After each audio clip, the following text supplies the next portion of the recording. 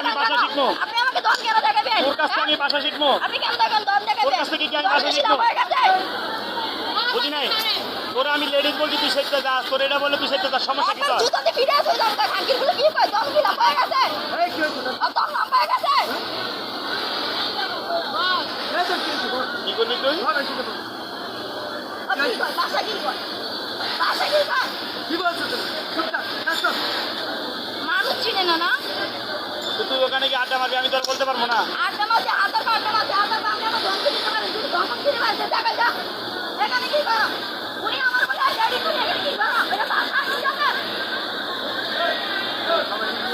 Islamic কি আবার এটা নিয়ে করতে হবে?